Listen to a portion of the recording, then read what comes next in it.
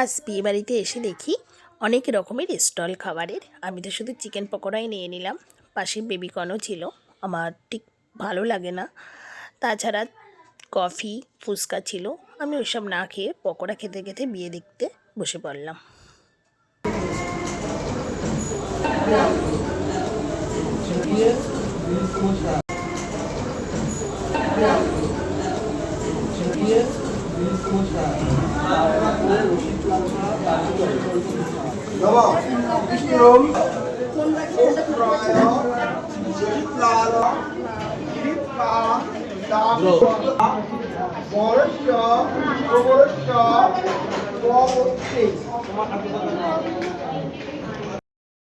বিয়ে দেখার পরে তারপরে খেতে বসলাম। নানপুরিও চানা মটর দিল, দেওয়ার পরে ফিশ ফ্রাই চলে আসলো, খুবই সুন্দর খেতে, খুবই টেস্ট।